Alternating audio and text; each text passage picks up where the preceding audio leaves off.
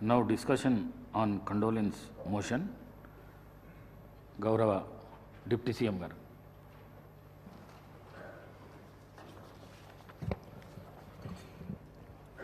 అధ్యక్ష, మాజీ ప్రధానమంత్రి డాక్టర్ మన్మోహన్ సింగ్ గారి మృతి పట్ల ఈ సభ ప్రవేశపెట్టినటువంటి తీర్మానాన్ని, అట్లాగే వారికి సభలో సభ్యులందరూ కూడా ఏకగ్రీవంగా వారికి గుర్తింపుగా ఒక విగ్రహ ఆవిష్కరణ కార్యక్రమాన్ని చేపట్టాలని, భారతరత్న ఇవ్వాలని సభానాయకులు ముఖ్యమంత్రి గారు చెప్పినటువంటి అంశాన్ని సంపూర్ణంగా మద్దతు ఇస్తూ వారి మృతి పట్ల తీవ్రమైనటువంటి విచారాన్ని వ్యక్తపరుస్తూ ఉన్నాను అధ్యక్ష. అట్లాగే శోకార్తులైన వారి కుటుంబ సభ్యులు కూడా నా ప్రగాఢమైనటువంటి సానుభూతిని తెలియజేస్తూ ఉన్నాను అధ్యక్ష. అధ్యక్ష, కొంతమంది ఈ భూమి మీదకి ఎలా వస్తారో అలా మాయం అవుతారు అధ్యక్ష. మరికొందరు తాము నడిచిన నేలంతా మానవతా పరిమళాలు వెదజల్లుతారు. ఇంకొందరు తమ అసాధారణ ప్రతిభతో తాము పుట్టిన దేశానికి వన్నె తెస్తారు. అటువంటి అరుదైన అసామాన్యమైన మహామనిషి డాక్టర్ మన్మోహన్ సింగ్ గారు. వారు ఈ దేశంలో చేపట్టినటువంటి అనేక పదవుల్లో ప్రతి పదవికి వన్నె తెస్తూ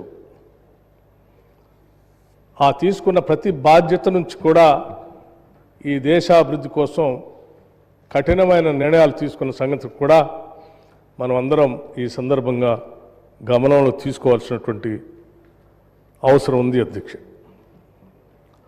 వారు సరళీకృత ఆర్థిక విధానాలతో ఈ దేశ సంక్షోభ కాలానికి ఆర్థిక సమతుల్యాన్ని పరిపుష్టి చేసి ఈ దేశం ఒక బలమైన ఆర్థిక శక్తిగా ప్రపంచ దేశాల్లో నిలబెట్టారు అని చెప్పడంలో ఎటువంటి అతిశయోక్తి లేదు అధ్యక్ష.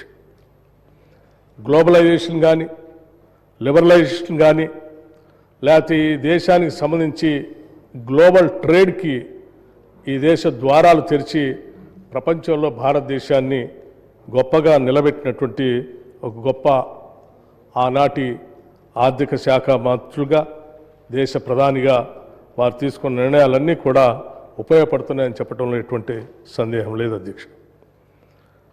కేవలం ఈ దేశ ఆర్థిక విధానాలకు మాత్రమే సంబంధం కాకుండా ఈ దేశంలో ఉన్నటువంటి అనేక అసమానతల్ని, ఈ దేశంలో ఉన్నటువంటి సామాజిక పరిస్థితులను కూడా పూర్తిగా అవగాహన చేసుకొని వాటన్నిటికి కూడా అపారమైన సేవ చేసి చట్టాల ద్వారా ఈ దేశంలో ప్రజల్ని ధైర్యంగా నిలబెట్టినటువంటి వ్యక్తి కూడా డాక్టర్ మన్మోహన్ సింగ్ గారు అధ్యక్ష. దేశ సామాజిక రంగానికి వారు చేసినటువంటి సేవల్లో ఆనాడు యూపీఏ చైర్పర్సన్గా శ్రీమతి సోనియా గాంధీ గారి ఆధ్వర్యంలో దేశ ప్రధానిగా మన్మోహన్ సింగ్ గారు తీసుకున్నటువంటి కార్యక్రమాలు అనేక కుటుంబాలని దారిద్ర్యం నుండి బయటపడేయటమే కాకుండా పేద ప్రజల అభ్యున్నతి కోసం, సామాజిక రంగంలో భేదాభిక్కి ప్రజల సమున్నతి కోసం, వాళ్ళ హక్కుల కోసం అనేక చట్టాల రూపకల్పన చేసినటువంటి విషయాన్ని కూడా మనం అందరం గుర్తు చేసుకోవాల్సినటువంటి సందర్భం అధ్యక్షుడు. అందుకే ఆనాడు ఇప్పుడే సభానాయకులు చెప్పినట్టు వారు ఈ దేశంలో, ఈ దేశ పరిపాలనలో ఒక రకమైనటువంటి సమాచారాన్ని తీసుకోవాలంటే ఏ సామాన్యుడికి కూడా అందుబాటులో లేనటువంటి పరిస్థితుల్లో, ఎవరు ఊహించని రీతిలో సమాచార హక్కును 2005లో తీసుకొని వచ్చి ఒక సామాన్య పౌరుడు కూడా ఈ దేశంలో, భారతదేశంలో జరుగుతున్నటువంటి పాలనాపరమైనటువంటి విశేషాలు సంబంధించిన హక్కుని పొందేటువంటి విధంగా చట్టాన్ని తీసుకొని వచ్చారు అధ్యక్ష. అట్లాగే దేశంలో గ్రామీణ ప్రాంతాల్లో నివాసం ఉంటున్నటువంటి పేద ప్రజల అందరికీ కనీసం ఒక ఉపాధి అవకాశం దొరకాలనేటువంటి ఆలోచనతో తీసుకొచ్చినటువంటి మహాత్మా గాంధీ జాతీయ గ్రామీణ ఉపాధి హామీ పథకం కూడా ఈ దేశ గతినే మార్చేసిందని చెప్పడంలో కూడా ఎటువంటి సందేహం లేదు అధ్యక్ష. దేశవ్యాప్తంగా ప్రపంచవ్యాప్తంగా ఎకనామిక్ క్రైసిస్ వచ్చినప్పుడు కూడా, రెసిషన్ వస్తే కూడా ఉపాధి హామీ పథకం ద్వారా కొన్ని వేల కోట్ల రూపాయల గ్రామీణ ప్రాంతాల్లో సర్క్యులేషన్లోకి రావటం వలన భారతదేశం అటువంటి ఎకనామిక్ రెసిషన్ బారిన పడకుండా కాపాడుకోగలిగామంటే ఆ చట్టమే ఉపయోగపడిందని చెప్పడంలో కూడా సందేహం లేదు అధ్యక్ష. అట్లాగే తరతరాలుగా అటవీ ప్రాంతంలో నివాసం ఉంటూ ఎటువంటి హక్కులు లేకుండా, ఆత్మగౌరవం లేకుండా బతుకుతున్నటువంటి వారందరికీ భూమిపైన హక్కును కల్పించి ఆత్మగౌరవంతో బతకడానికి తీసుకొచ్చినటువంటి అటవీ హక్కుల చట్టం కానీ, లేకపోతే అసంఘటిత కార్మికుల సామాజిక భద్రతా చట్టం 2008లో తీసుకొచ్చినటువంటి చట్టం కూడా ఇది పెద్ద ఎత్తున ఈ దేశంలో ఉన్నటువంటి వికలాంగుల సంక్షేమం కోసం, ఆరోగ్య భద్రత, గర్భిణీ స్త్రీల రక్షణ కొరకు, వృద్ధులకు పెన్షన్ కోసం పెద్ద ఎత్తున ఈ చట్టం ఉపయోగపడిందని చెప్పడంలో మనందరికీ గుర్తు చేసుకోవాల్సిన అవసరం ఉంది అధ్యక్ష. అట్లాగే ఆహార భద్రతా చట్టం, ప్రతి ఒక్కరికి ఆహారం దొరకాలని చెప్పి అది ఒక హక్కుగా ఈ దేశంలో చట్టాన్ని తీసుకొని వచ్చినటువంటి గొప్ప ప్రధానమంత్రిగా మనం అందరం గుర్తు చేసుకున్నటువంటి అంశం అధ్యక్ష.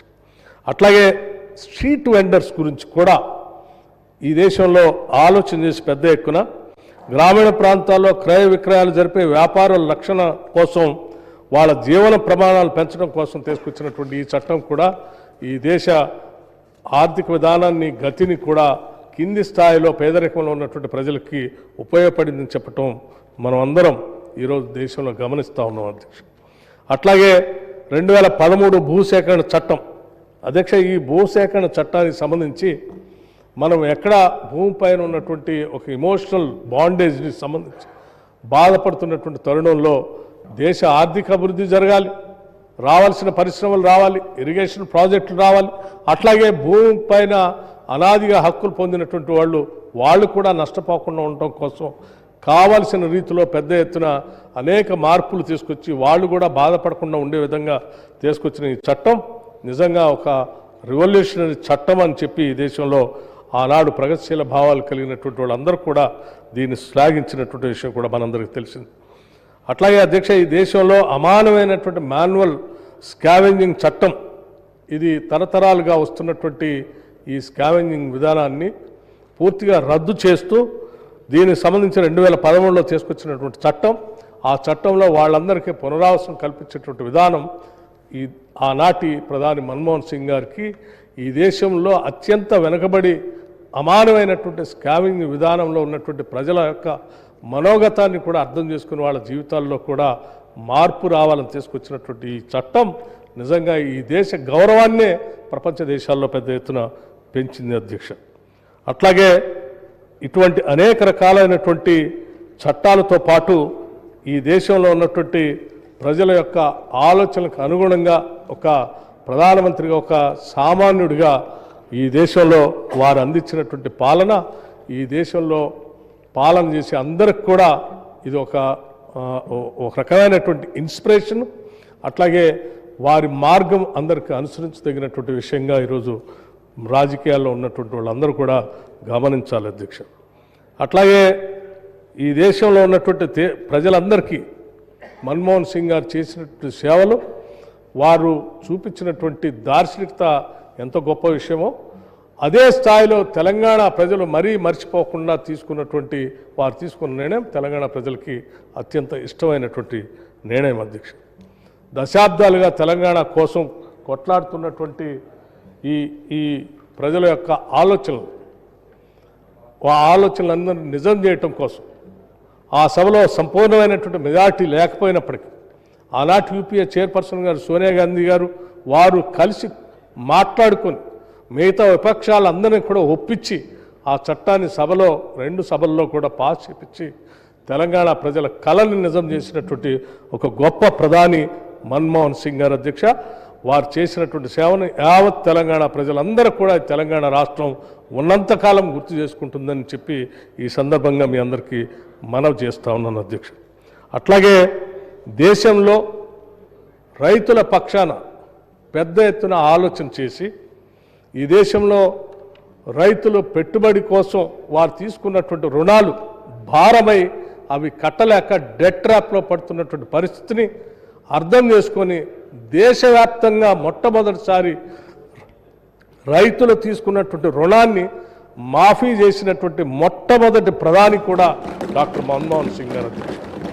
ఈ విషయాన్ని ఈరోజు మనం ఈ రాష్ట్రంలో 2 లక్షల రూపాయలు రుణమాఫీ చేసుకున్నటువంటి సందర్భంలో నేరుగా 21,000 కోట్ల రూపాయలు తెలంగాణ రాష్ట్రం రైతుల అకౌంట్లో వేసామనంటే దానికి మార్గదర్శి కూడా ఆనాటి మన్మోహన్ సింగ్ గారే అని చెప్పి ఈ సందర్భంగా మనందరం గుర్తు చేసుకుంటూ మరొకసారి వారి ఆత్మకి శాంతి కలగాలని వారి కుటుంబ సభ్యులందరికీ కూడా నా ప్రగాఢమైనటువంటి సానుభూతి తెలియజేస్తూ సభానాయకులు ప్రవేశపెట్టినటువంటి ఈ తీర్మానానికి ముఖ్యంగా భారతరత్న ఇవ్వాలని చెప్పినటువంటి అంశాన్ని ఏకగ్రీవంగా సభలో ఉన్నటువంటి సభ్యులు అందరూ కూడా దానికి ఆమోదం తెలపాలని, అట్లాగే ఒక ప్రముఖమైనటువంటి ప్రాంతంలో వారి విగ్రహాన్ని పెట్టాలని చెప్పి గౌరవ ముఖ్యమంత్రి గారు చెప్పినటువంటి అంశాన్ని కూడా అందరం సానుకూలంగా స్పందించి దానికి ఆమోదం తెలపాలని చెప్పి మీ అందరినీ కోరుతూ మరొకసారి వారి ఆత్మకి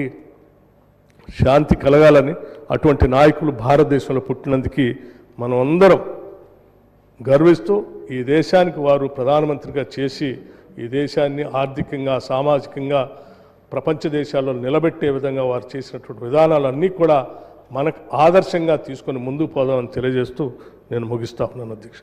ధన్యవాదాలు.